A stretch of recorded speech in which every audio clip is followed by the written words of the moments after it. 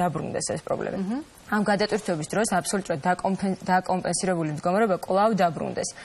აქედან გამომდინარე ნებისმიერი ის ცხოვრების სტილის შეცვლა, სქესობრივი ცხოვრების დაწყება, რაც თქვენ ახსენეთ, რაც ძალიან მნიშვნელოვანი ცვლილებაა როგორც ქალისთვის, ასევე მამაკაცისთვის, ეს გარკვეულ, ასე ვთქვათ, ძვრებს ახდენს და შესაძლოა გარკვეულწილად ეს პრობლემა რაღაცა ეტაპზე დარეგულდეს, მაგრამ ის არსად არ მიდის და ის რაღაცა ცხოვრების გარკვეულ ეტაპზე აუცილებლად თავს იჩენს.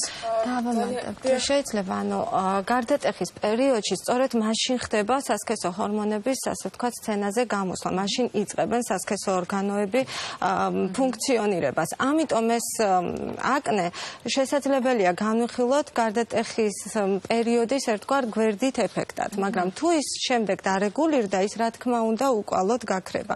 მაგრამ თუ არ მოხდა დარეგულირება, საკმაოდ დიდ პროცენტში უკვე მოზრდილებშიც ხდება ეს პრობლემა, როგორც ესთეტიური თვალსაზრისით, ასევე ციკლის დარღვევით და შემდგომში უნაყოფობით. შენ გაქვს კითხვა განცემ? კი, ბევრი მაყურებელი გწევს ძალიან კონკრეტულ შეკითხვებს. საშულოსნოს ყელის წყლული თუ არის საფრთხე ჯანმრთელობისთვის და გარდა იმისა, რომ თქვათ, როგორც მითხრეს ორსულობას უშლის ხელსა, კიდევ რა შეიძლება გამოიწვიოსო?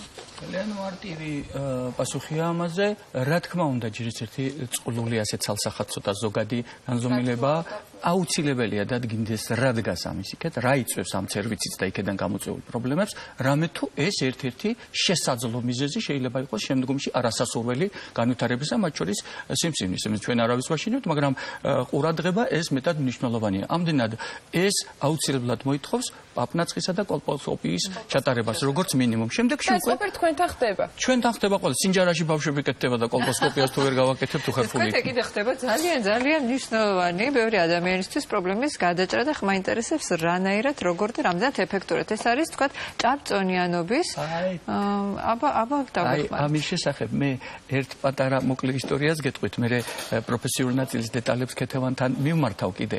თქვენ ახსენეთ უშვილობის და სწორედ ციკლთან დაკავშირებული და ახლა წონაც დაამატეთ.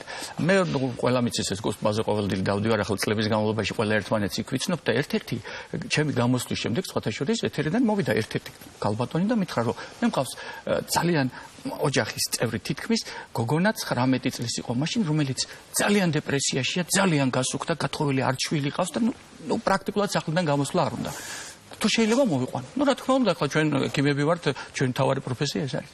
ნიშნა მოკლედ რომ გავაგრძელო, არ გავჭიმო სიტუაცია, პირდაპირ გეტყვით რომ ყველაფრის შემდეგ მან გახდა ის სულ სხვა ადამიანი მისივე ცხოვრებით რო თქვა სიცოცხლის მოყვარული წონაში დაახლოებით 20-დან 22 კილოგრამამდე დაიკლო დაორსულდა ამასთან ერთად ანუ შესაბამისი ყველაფრით და მას უკვე შვილიც უნდა ყავდეს ის რაიონში ცხოვრობს. თქვენი კლინიკის ყველა საშუალება გამოიყენა. და კიდევ ერთი საკმაოდ სხვა არა მხოლოდ წონის კორექცია, არამედ დიახ ყველაფერი ერთად გამოიყენა და კიდევ ერთი გამოიყენა რომ მამაკაცური გაცხიმოვნება ანუ ეგრეთ წოდებული ვაშლის ფორმა ანდროგენული ტიპის ვისცერალური გაცხიმოვნება, როდესაც ქალი სუქდება და მხრები და მუცელი უსუქდება ისე როგორც ვთქვათ მამაკაცს ამ შემთხვევაში. შემდეგში გახდომასთან ერთად ტანწყობის, ანუ ამ ცხიმის ნორმალური გადალაგების ტენდენცია და სხეულის, ასე ვთქვათ, სხვა ესთეტიური თვალით წარმოჩინება. ესეც შეისრულა ამ ქალბატონმა. დაჭირდა ამ არაჩვეულებრივ ადამიანს. და ზუსტად არ შემეშალოს, იმიტომ რომ ყველას თავის ახირება აქვს და მეტყვილს უბრალოდაც არ მომბობ. სადღაც 3-დან 4 თვემდე პროცესი დასჭირდა, რომ ეს ციკლი ჩამდგარი იყო და მოწესრიგებული იყო და თუ არ ვწდები მე-5 მე-6 თვეზე უკვე დაორსულდა. თუმცა შემიძლია ზუსტად მოგიძებნო. არავითარი ქირურგიული ჩარევა იმ კონკრეტულ შემთხვევაში არ გქონია ჩვენ. თუმცა მე ერთ პაციენტზედაც გეტყვით მაშინ, მან რამოდენიმე 10 კილოგრამი დაიკლო, არ ვიტყვი ზუსტად და ერთ-ერთი ყველაზე წამყვანი ქართული ანსამბლის მოცეკვავეა სახალხოდ, ანუ ეს მარტივი არ არის, მაგრამ მას დასჭირდა არა 6 თვე, არამედ გაცილებით მეტი. თუ არ მახსოვს წელიწადზე მეტი. რამოდენიმე 10 კილოგრამი და მოსუყავე გახდა. ზოგს ასეთი თავის დროზე ეს რო უთხრა, მაშინ პრეზენტაციაზე ბატონი გიგი იყო მოსული და უგულავას დაიკელი თუ უთხრა ეს პაციენტი შეხვდა თვითონ ეს ახალგაზრდა მოწვეული გოგო. შეკითხვებს წერს ჩვენი მაყურებელი და ერთი ძალიან ისეთი მნიშვნელოვანი მიმართულება. მამაკაცის უშვილობასთან დაკავშირებით რა მეთოდიკას იღენებთ? გვეკითხებიან. გამოკვლევის სრული სპექტრია კლინიკაში წარმოდგენილი. იცით, უნაყოფობის მიზეზები რამდენიმე ჯგუფად შეიძლება დაიყოს. ეს არის ენდოკრინული გენეზიც, რასაც წეღან უკვე შევეხეთ და ეს აბსოლუტურად იგივენერად ეხება არა ქალბატონს, მხოლოდ არამედ მამაკაცსაც, სადაც ის ჰორმონული დისბალანსი, ჭარბი წონის პრობლემა სრულად მოიაზრება.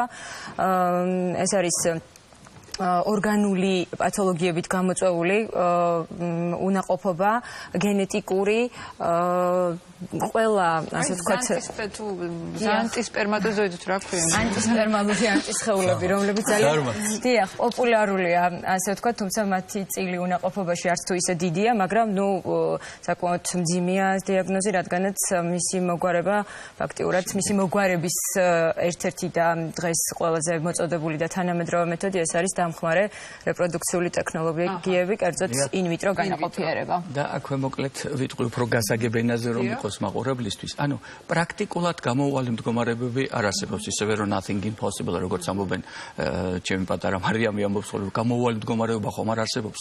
ჩვენ ისევე როგორც ამ ტექნოლოგიას შეეფერება, გონია შემთხვევები, სადაც სპერმის ექსტრაქცია ხდება სათესლე ჯირკვლიდან, იმიტომ რომ გარეთ საერთოდ არ გამოდის და ამით ხდება შემდეგში ინვიტრო განაყოფიერების საშუალებით შვილის და იმისა და მიხედვით თუ რა სჭირდება კონკრეტულ პაციენტს, ყველა შესაძლებლობა ამისა არსებობს ყველა ცივილური მეთოდოლოგიის გამოყენებით, მათ შორის ჩვენს კლინიკაში. თუმცა ძალიან მნიშვნელოვანია ისიც, რომ არა ყოველთვის და აუცილებლად ქირურგიული ან ინვიტრო ტექნოლოგიები. საკმაოდ არც თუ იშვიათად, მე ასეთი პაციენტი ბაქოდანაც კი მყავს მახსოვს, რომ იკუთრეს, რომ საერთოდ არაფერი იქნება და მკურნალობის კონსერვატიული მკურნალობის შემდეგ სპერმის ხარისხი გაუმჯობეს და მან ერთი შვილი გააჩინა, ჩამოიყვანა და მეთხრა, დოქტორი ახლა ჩუ ისშო. და თანაც ბიჭს უკვეთავდა უკვე ეს გოგო იყო. ასეც ხდება ხოლმე. ახლა რადგან თქვენ მოდერატორობის უფლება მომეცით, ბოლოში წუთნახევარი აუცილებლად უნდა მომცეთ ამ თბილ საუბარში არ გამეყარეთ. თავარი მოდერატორი, ჩვენი გადაცემის თავარი მოდერატორი არის ჩვენი მაყურებელი ამ შემთხვევაში, რომელიც გვეკითხება და გვინდა რომ უპასუხოთ. ეს წეგან ონკოლოგიურმა ფრაზამ გაიჟღერა და გვეკითხება მაყურებელი საშვილოსნოზე მიომა. შეიძლება რომ იყოს რისკი ონკოლოგიური პათოლოგიისთვის? აი ამ პასუხის შემდეგ იწყება წუთნახევარი. სუპერ. საშვილოსნოზე მიომა ონკოლოგიის რისკს პრაქტიკულად არ შეიცავს. მინიმალურია მხოლოდ ეს შესაძლებლობა და ეს რისკი. კი ბატონო. ოდიში ყველას მისი შეკითხვაც ვერ დავსვით უკვე. ახლა რადგანაც გითხარით კონკრეტული ის ფრაზები, რაზედაც პრინციპი, რაზედაც ბატონი ზურაბი ჩვენი კლინიკის სკოლა დააფუძნა და კლინიკა მუშაობს და ბოლოს განწყობისთვის ორიოდე ფრაზა. პირველი ეს გახლავთ, რომ თუ არ გიყვარს ავადმყოფი და არ გიყვარს მასთან მუშაობა, არ გახარეთ მისი გამოჯანმრთელება, ექიმი არ უნდა იყო. ეს ჩვენი პრინციპია. მეორე თვისება, რომელიც აუცილებელია ექიმისათვის, შრომის მოყვარეობა, რადგანაც სწრაფად განვითარებად ჩვენს დისციპლინაში, მით უმეტეს რეპროდუქტოლოგიაში, თუ მუდმივად არ ისწავლე და ეს სახელმძღვანელოები, რომელიც ჩვენი კლინიკის მიერ ბატონი ზურაბის ხელმძღვანელობით არის გამოშვებული, დღეს ის გრძელდება და ახალი გვაქვს უკვე დაგეგმილი. და მესამე, გარდა ამისა, მუდამ მიმაჩნდა, რომ მედიცინაში პატიოსნება უმთავრესია, რადგან თაღლითი ყველგან შეიძლება იყოს, მაგრამ არა მედიცინაშიო. და ბოლოს, განწყობისათვის თქო, შეგფირდით, თუ ჩვენმა საუბარმა ვერავის მისცა შვება, შევეცდები კლასიკოსების ორმა ფრაზამ იქნებ მაინც მისცეს შვება. და კერძოდ, დეილ კარნეგის ერთი ფრაზა, ღიმილი. ღიმილი ამდიდრებს ადამიანს, ვისაც ის ერგება და არ ღარიბდება ის, ვინც მას გასცემს. ღიმილს ბედნიერება მოაქვს ოჯახში, საქმეზე კეთილგავლენას ახდენს და მეგობრობას ამტკიცებს. ღიმილი დაღლილობისად სიმშვიდის მომგვრელია, მზისხივია ჭმუნვის დროს და უბედურებაში კი უებარი წამალი. არ იყიდება, სესხად არ გაიცემა, ვერ მოიპარავ, რადგან ვერც აფთიაქში, რადგანაც მაშინ არის ყველაზე კარგი, როცა მას გჩუქნიან და გაძლევენო. და კიდევ გაბრიელ გარსია მარკესმა კარგად თქვა ამის შესახებ. ყოველთვის გაიღიმე მაშინაც კი, როდესაც მოწყენილი ხარ. ვინმეს შეიძლება შეუყვარდეს შენი ღიმილი. თქვენ კლინიკა მე მგონი უნდა შეითავსოს კიდე ერთი განხრა ფსიქოთერაპია. ჩვენ კლინიკას ეს აქვს და ძალიან კარგი რომ მითხარით.